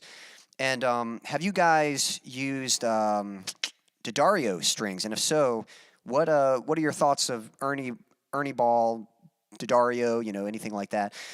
Again, when it comes to strings, I know Ernie Ball is pretty popular. I haven't really. Might have to try some myself. I'm not sure that I've ever really tried them, but I think Josh Middleton from Silosis, he uses D'Addario, so I was like, all right, that's good for me. So I tried out some D'Addario. I'm currently playing, right now, I actually changed my strings recently. Right now I'm playing the EXLs from D'Addario, and they're pretty affordable. They're like $5, for a pack. And I like these for like when I just need to change periodically and stuff, when it's like, all right, I need to change my strings. I'll just throw these on there. These seem to get the job done pretty good. But whenever I know I'm going to be recording, I like to change to something more high-end. So I'll use the D'Addario NYXLs, and those are pretty good. I like to, again, from Josh Middleton, he gave his recommendation for string tension for standard tuning, and then I kind of took that, and there's like a chart that tells you like, different tensions and how they relate to different tunings, and I used that and transferred it to drop C tuning. So I use 12 to 54s is what I'm using right now, and so far I like that. That's pretty cool. But I've actually got a set of Horizon Devices strings. I don't know if you guys knew that Misha's brand, Horizon Devices, has made some strings, and they're called progressive tension. And what those strings are, they basically question why are string gauges set the way they are? Like, who decided that should be the standard? And they kind of did some experiments to see if there were, any other sets that they could make that might be, more appropriate for guitar playing.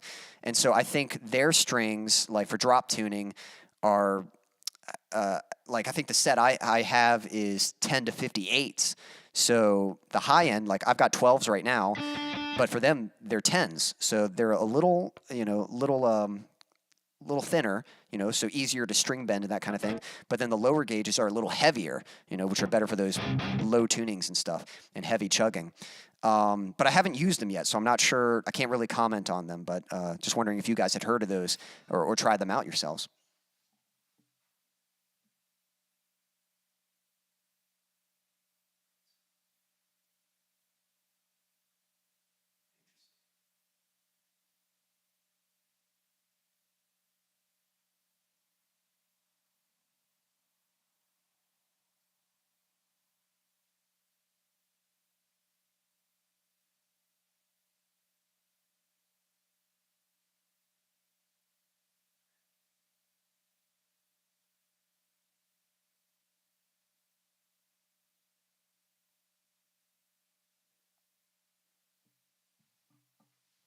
Awesome stuff, yeah.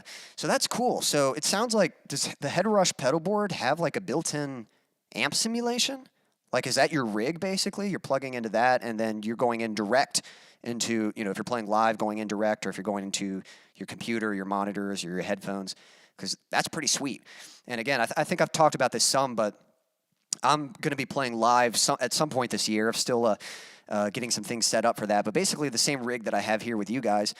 When I go live, I'm going to have a little table set to me. I'm going to have my laptop, and I'm going to be using Logic Pro with my backing tracks and stuff. And so I'm very much a fan of amp simulation. I think it's come a long way, and it's just nice to have that consistency. Like, you don't have to worry about the mic being bumped or something, or the room affecting how the amp is coming through. It's like, nope, this is my sound.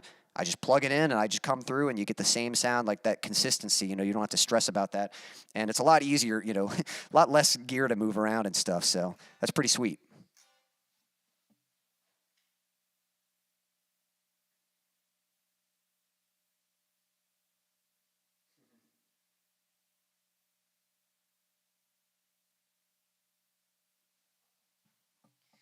And your playing style sounds a little different than me, because it sounds like you use a thinner pick and like the lighter strings and stuff. So for me, again, I went through okay, so when I first discovered Silosis, which first off, are you guys aware of Silosis? Because they're awesome. They're like one of my favorite bands. But when I discovered Silosis, that I kind of had like a small shred phase, I should say. I don't consider myself much of a shredder. I don't even really consider myself like yes, guitar is my main instrument, but I would say I'm a songwriter first before a guitarist. You know, guitar is just a tool for me to get my songs made, if that makes sense. So, you know, I don't really consider myself this like, look at me, I can shred. Like, yes, I've learned a little bit of that, but I'm definitely not as good as like guys who specialize in that. And I wouldn't say I specialize in shredding. But my guitar skills did increase when I discovered Silosis. And Josh Middleton, the lead guitarist and lead vocalist of the band, he was posting a lot of tutorial videos just teaching how to play his songs and teaching solos. So that was really influential to me in just my picking and playing. But he's got a pretty aggressive right hand, you know, just really digging into those strings. So like I'm using what is it? What brand is this? It's the Jazz 3s, if you've heard. Dunlop, by Dunlop. Jazz 3 Dunlop. And I'm using the XL size. I think they make these a little bit thinner, but this is more of like a regular pick size. And this is a pretty thick pick. I'm not sure the size. Can't see on here, but, you know, it's a pretty thick pick. And I've actually heard Guthrie Govan talk about using a pick, and he sort of related it to using a pencil and how, you know, a pencil being, you know, if you tried writing with a rubber pencil, it's not going to go exactly where you make it go, you know, whereas a thick pencil is going to do exactly what you tell it to do. So that was kind of his logic for using a thicker pick. However, a thinner pick kind of works like a compressor. I've actually heard Nolly talk about this.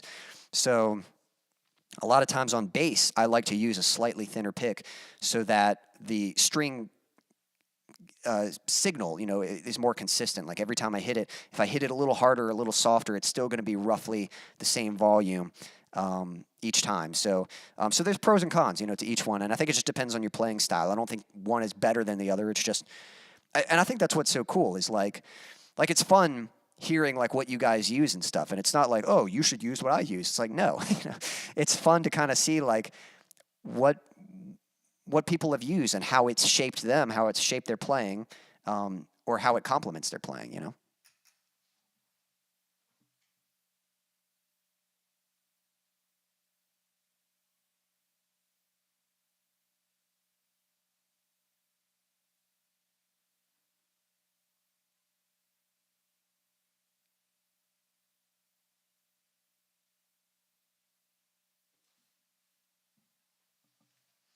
Cool, so he's still using the Jazz 3s, just a little thinner. And yeah, that's awesome about the head rush thing. That's pretty sweet. You know, I'll definitely have to, you know, consider that at some point. I think I'm pretty set up for now, but that definitely sounds like something worth looking into. Pablo asking about me with a band. So it's more like, you know, having a band would be nice, but I've just tried before, and just having a band is tough because it's all right. So, you know, like my history. So I used to have a band called At War With Myself. And I should say first, for a long time, you know, I wanted to start a band, but I didn't think I could. And then suddenly I realized, like, you know, a friend of mine asked me about starting a band, and I was like, well, we can't because, and then I stopped and I thought, well, wait, maybe we could. And I realized I had enough friends who played instruments, and it was like, hey, we can actually do this. We can start a band. We had a drummer, a guitarist, me playing guitar, another friend playing guitar. We had a bassist, and I knew a guy who could do vocals. And so we started a band. But my game plan at the time was, we're just doing this for fun, and if something comes out of it, great. But if not, no worries. At least we could say we had a band once. But I was secretly hoping that something would come out of it. And the reality is, like, if you're trying to make a career out of music, like, everyone has to be on board. So the band, we actually had some pretty good, I don't want to say success, but like, we had a good response from the shows we played, you know, like people were into our music, and when we put out an EP, like a lot of people downloaded it. So it was awesome. But, you know, as we got a little bit older, like we never really called off the band. Life just kind of took us in different directions, and the band just kind of faded, you know, it just kind of faded away. And eventually I decided, all right, I want to, you know, I got real with myself, and I kind of realized, all right, I want to have a career in music. And I knew I had a choice. I could either try to go it alone, or I could try the band thing again. And I decided, okay, I'm going to try the band thing again. So I had a couple friends, and I kind of explained to them, like, hey, this is more like an invitation. Like, this is what I want to do with my life. I'm doing this. If you want to come along with me, cool. If not, no worries, you know, because I'm going to do it anyway. But a couple of them, one of them said, yeah, I appreciate it, but yeah, I don't think, this is something I want to be a part of. I think I just, want to do something else with my life. And then the other two were like, yeah, let's do it. But it's one thing to want to do it. It's another thing to like make it happen, So what I learned was when you're with a band, like, and you're working on a song together, you can't control the other members. Like, I did everything I could do. We were working on a song, and I'd done all the recording. I'd, prepared everything, and we needed to record the vocals, and our vocalist was, life was just occupying him. He's like, I can't record vocals. I'm like, don't worry, we'll try it next week. And the next week came, and he couldn't do it, and that kind of kept happening, and that just made me, like, really antsy, like, like, I hate that feeling of wanting to do something, and the reason you can't do it is because someone else is holding you back, Like, I kind of hate that feeling. So that almost kind of ruined the band thing for me. Now, eventually I did do a collaboration with my friend. If you go back like a year or so, I was actually doing these live streams with a friend of mine named Sam. He was drumming with me. And, he had proven to be like a good collaborator. He was really good about, communicating with me, and like, if we needed to reschedule, he was really good about doing that, and things were working out. But again, he's a manager at Jimmy John's, and just work got a bit overwhelming, and so that he kind of said, hey man, I don't think I can do this. And so we were like just getting set up to live stream, and then that's what caused me to kind of have to do this myself. So long story short, I've kind of embraced the one-man band thing. I'm even kind of trying to market myself as a one-man band right now. I think there's a possibility that for live shows, I may build a band eventually. Like, I might talk with people. Even my friend Sam, I'm thinking of, when I start playing live shows, I'm thinking of reaching out to him and saying, hey, man, would you just want to play the live shows? Like, don't worry about the band. Don't worry about the marketing or any of that, All you have to do is learn the songs, and when we have a gig, just show up and play it, So I might do that, might not sure. But I'm thankful that I have these backing tracks so that I don't have to have a band, you know what I mean? Like, I can do it on my own. And then what I'm kind of preparing myself is, as I'm playing live shows, if I meet people to network with and communicate, and the opportunity comes, like, hey, this person could play drums for me, or this person could play bass, and little by little I might build a band, but I'm still marketing myself as a solo artist, and as kind of a one-man band thing. So that's the answer there. So I'm not against bands, but I'm definitely like, investing in just going alone right now. That's kind of the route I'm headed, and we'll see what the future holds. But I'm thankful that technology enables me to do this. Back then, like, if you didn't have a band, you couldn't really do anything unless you were just going to play a single instrument. But now technology enables you. You can share your ideas, and you can get out there and perform and stuff. So, definitely thankful for that, and definitely looking forward to it.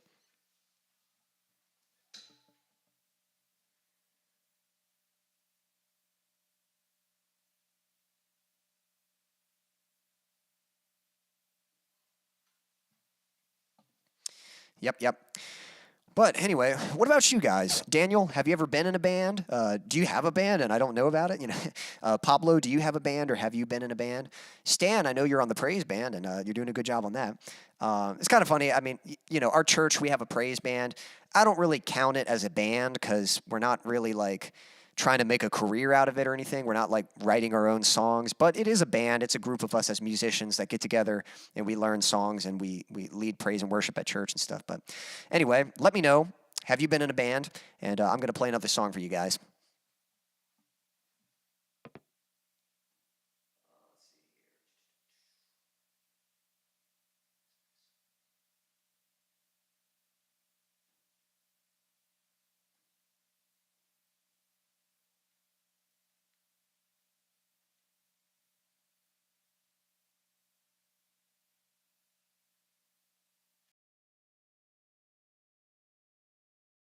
And the band thing can be hard, but that's what this song's about, is perseverance, not giving up. So this one's called Get Up Again.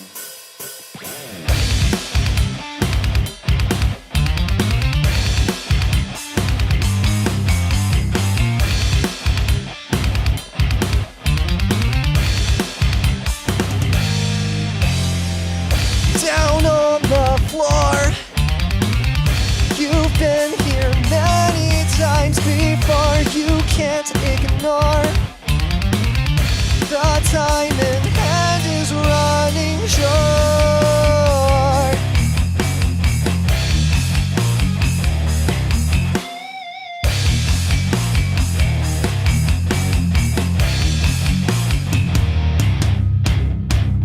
No end in sight, and nothing's going right.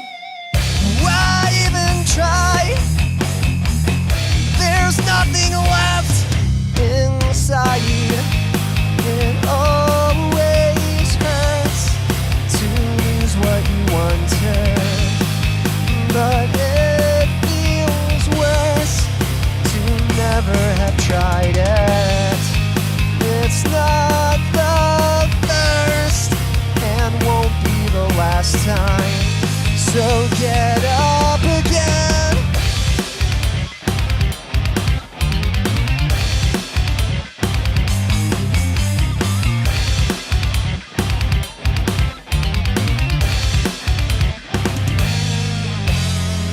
Still holding on, still pushing through this marathon. Give all you've got. There's not much further left to crawl.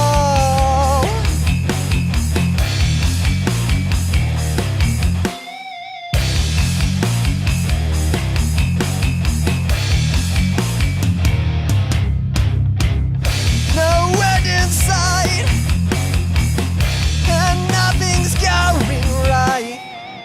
Why even try? There's nothing left inside. It always hurts to lose what you wanted, but it feels worse to never have tried it.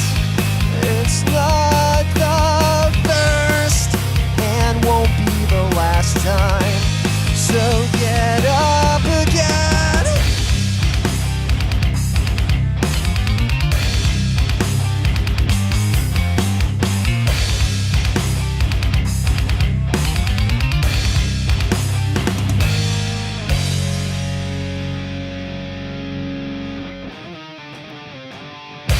Don't back down. Stand your ground. Get up again. Get again. Don't back down. Stand your ground. Get up again. Yet again. Oh. Thank you.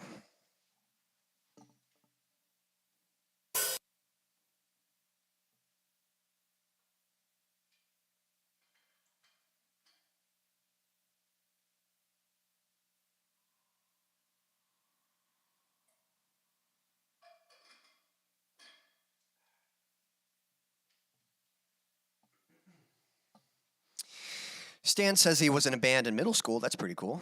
And yeah, Stan, you can count it. If you want to tell people you're in a band, and you go for it. It does count. Hilltop is in fact a band, but.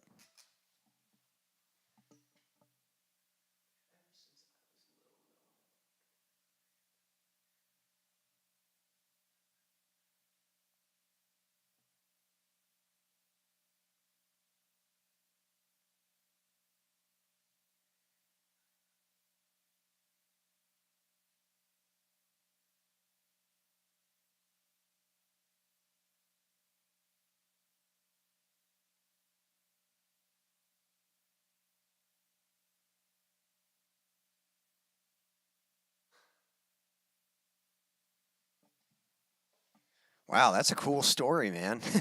That's pretty sweet. And that's cool. That's nice that you found. Got that weird delay thing happen. Hello? Yeah, that was weird. Made a weird sound. Okay. Anyway, but that's really cool, and I'm glad that you've got someone that you can jam with. And yeah, that's the hard thing. I think a lot of people deal with that where, I can say where I live, there's not a lot of metal fans around me. You know, even the family I was born into. Like I love my family. I'm close with all my siblings. But everyone around me, like, you know, they like country music or bluegrass or pop music or whatever. And, you know, they're into horses, cowboys, and riding and that kind of thing. They're into, you know, sports, basketball or football or whatever it might be.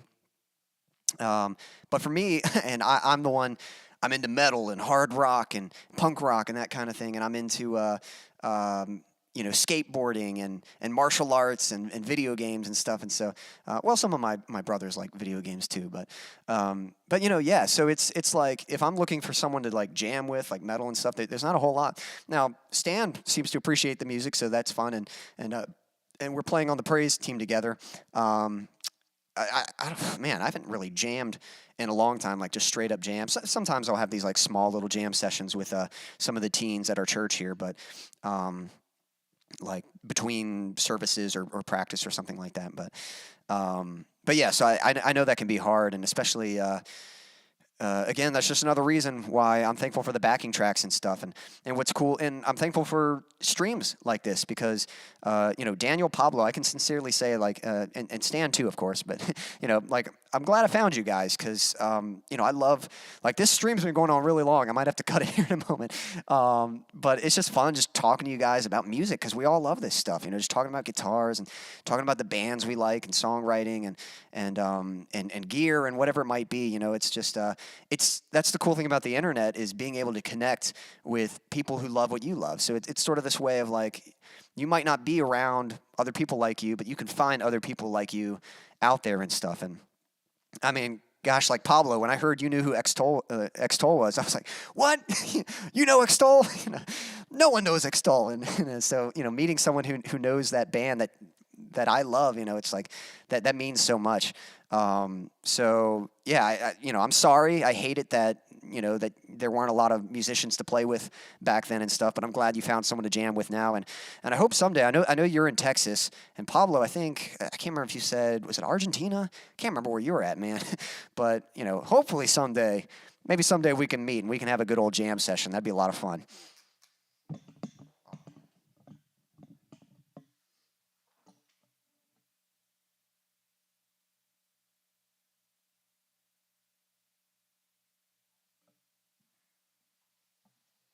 That's awesome. Pablo played in a death thrash metal band. That's sweet.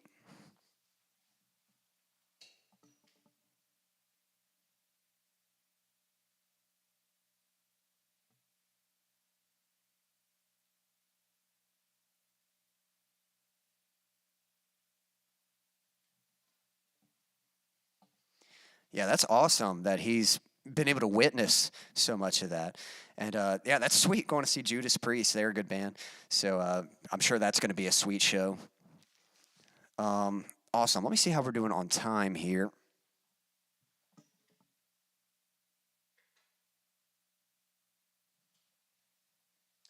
I tell you what, guys, I got one more song for you, but I probably got to get home and get me some dinner in a little bit. But man, I've really enjoyed this. We'll definitely have to do another stream on this topic of just discussing gear and whatever it might be. Daniel, thank you so much for the suggestion. I know you've made some other suggestions that we're going to do. Just to give you guys a little sneak peek, next week's stream, we're going to talk about music videos some. For those of you who know, I love filmmaking as well as music. And when I was younger, I was kind of going back and forth between the two, between a music career and a filmmaking career. And ultimately, I realized I needed to focus on just one thing. So I chose music. But I still very much love filmmaking. I love making movies. But because of that, because of what I'd learned from filmmaking, that's been able to help me make a few music videos and stuff. And so I'm going to talk a little bit about that, of what kind of goes into to making a music video, kind of the pre-production phase, like how to shoot a music video and get some pleasing imagery so that it looks kind of professional. But so if you're into that, you know, definitely come to next week's stream.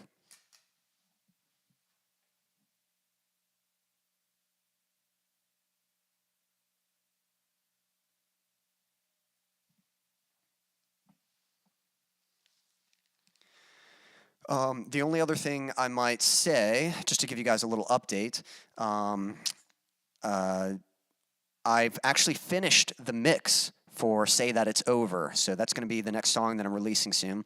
Finished the mix for it, and yesterday I shot the video, speaking of music videos, not really a music video, it's just a playthrough, but I shot the guitar playthrough and the bass playthrough. And then I'm currently working on the drum part. It's funny because I programmed the drums, but I have to learn how to play them for the actual, the playthrough video and stuff. So I'm practicing that, and I'm planning to shoot the vocals and the drums on Saturday. So hopefully within the next couple weeks, that song will be released, and you'll see a new one-man band video of me performing that song and all that good stuff. So looking forward to that. I got one last song for you guys, and then I think we're going to put a wrap on all this. But definitely appreciate you guys tuning in. I've had fun chatting with you. And if you have any more suggestions for topic ideas, things you'd like to discuss in these streams, or whatever it might be, or any more questions about what we've talked about tonight, just let me know. Got to tweak my tuning. 1 second.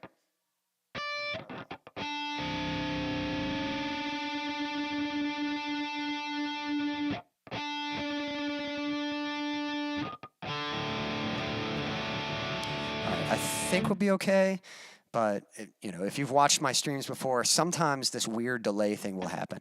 There's like a little pop, and then all of a sudden it's like I speak and my voice comes later, and yeah, it's starting to get back in sync, but it's just a little off, so we'll see.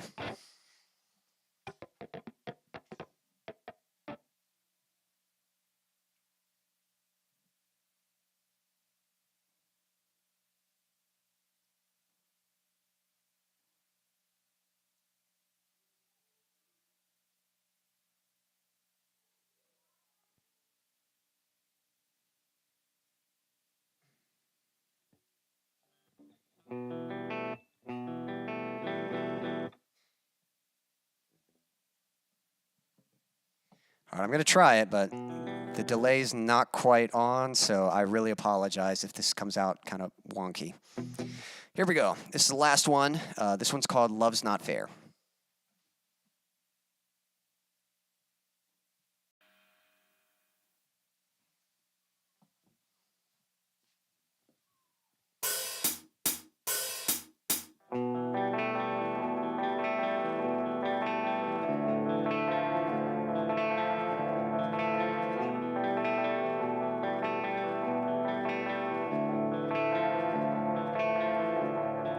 Staring at my own reflection through shattered bits of glass, showing me the perfect picture of who I really am. But when you look at me, you never turn away, kneeling next to me and picking up the pieces. Why do you care? I know I'm undeserving of the love that you have chosen to share. It's just not fair. I am such a useless failure, falling to the ground. Every effort that I muster is never good enough. But when you look at me, standing next to me and holding out your hand, why do you care? I know I'm undeserving of the love that you have chosen to share. It's just not fair. If I take just one moment away from my self-loathing, then maybe I would notice that I'm not meant to be broken. If I'd take just one moment away from my self-loathing, and maybe I would notice that I'm not meant to be broken. So stop beating up myself. You took the punishment yourself, and it's just foolish pride to think that I could ever hurt myself enough to cover what I've done.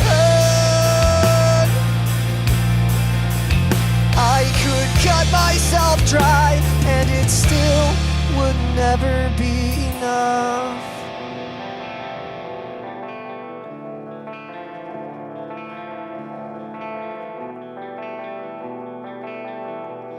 It makes no sense at all.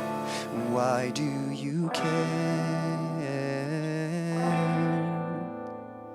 I know I'm undeserving of the love that you have chosen to share. It's just not fair. But love isn't fair. In spite of all I am, you chose to die for me, and that isn't fair. But love's not fair.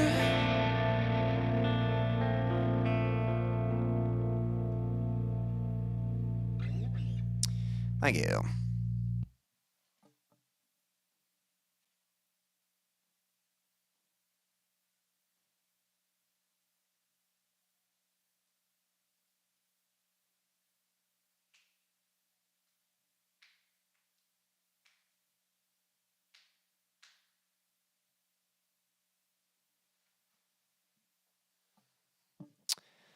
Pablo, I think we're following each other on Instagram. If not, we'll definitely need to change that. I know I've got links on my YouTube to my Instagram, so if we're not following each other, definitely look me up. But I think we've communicated on Facebook before, but I am on Instagram as well. So let's see.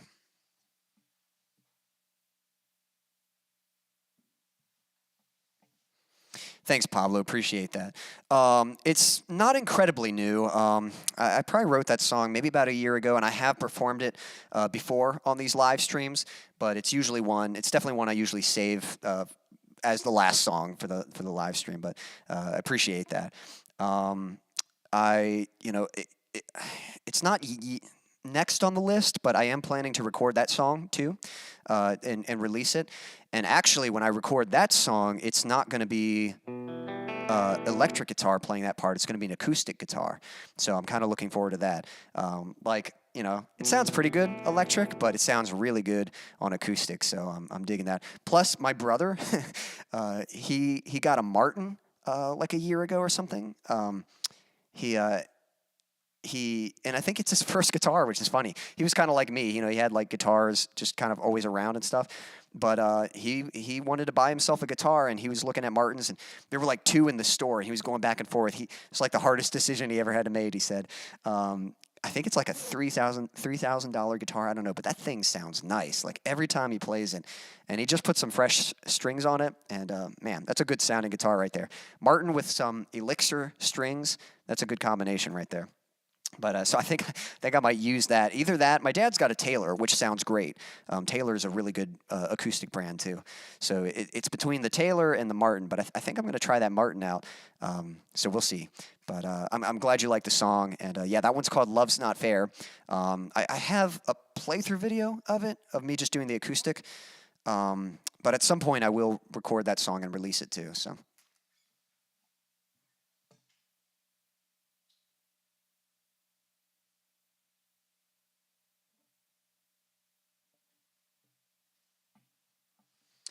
I don't own an acoustic guitar, but if I did, I would use Elixir, because I can say I've played a lot of acoustic guitars, just playing my dad's and playing my brother's, and man, Elixirs are just good. Those are just good guitar strings. So Yeah, so, and you know, one day I'll get an acoustic. I'm not totally sure what I'm going to get. Man, that's a whole nother topic here. I don't know if we have time to talk about that, but long answer short, there's basically two acoustic sounds. You could have a scooped sound, which has more low end, more treble, less mids and stuff, or you can have a more mid sound. A little punchier, a little brighter, a little more clarity. And I actually tend to favor that. But I mean, there's a right place for both. In fact, those two complement each other. It sounds really good to have the scooped sound doing your strumming, and then the MIDI sound doing your picking and stuff. So I believe my brother's Martin has kind of that scooped sound, and it sounds great. But I would be curious to get either a Martin. I would probably get either a Martin or a Taylor. But I think I would personally look for something with more of that mid sound, just to have more of that bite in the strings, more that punch with the notes. I just tend to favor that. But like I said, there's a right place for both. So, and they're both good sounds and the right applications and stuff. So, so with that said, yeah, I know I was saying like I might use his Martin, even though it's got that more of that scoop sound. I think it would still sound really good, and especially like the electric guitars are going to kick in, so it might sound good to have the acoustic strumming and have more of that scoop sound while it's playing with the electric guitars. I don't know. I'll have to do like a little test. But anyway, guys, I really appreciate you. Really appreciate you tuning in. I've enjoyed this conversation. Again, we'll have to do another just gear talk sometime. For anyone watching now or watching on the replay, thank you so much for tuning in. If you'd like to support me, there's a link in the description that has a virtual tip jar. And, anything you can provide, I certainly appreciate it. If you don't have the financial means to support me, my biggest goal right now is building an audience. So a couple things you can do. One, if you haven't joined my email list, there's a link in the description to sign up for my email list. That would really help me out. But also just inviting people to come to these streams, sharing my videos so other people can see it. That stuff really helps, so I can just kind of build an audience, get more people to see this stuff. And, just liking the video, subscribing to the channel, all that good stuff is really helpful. Again, I appreciate you tuning in. I've had fun talking with you guys, and trying to think if there's anything else. Oh, yeah, and everything we talked about, gear and stuff. In the description, I do have some resources. I have some gear review videos, just of the few gear reviews I've done. I haven't done a lot of that, and then some other, some other like kind of studio-esque videos and stuff. So definitely check out the description and see what's under the resources. I've written, resources, and I have some videos there that might be some interesting stuff to check out. And I do have a list of all the gear that I'm currently using. So I've got like my guitar, strings, hardware, software, all that fun stuff. So, and even some of my streaming software that I'm using. But sweet. Well, guys, that's going to be it for this evening's stream. Thank you so much for tuning in. I hope you have a good evening, or a good morning, good afternoon, good night, whatever time it is, wherever you are in the world. Thanks for tuning in. I'm going to check out a few more comments, and then I'm going to be signing off. So hope you guys have a good one. Until next time.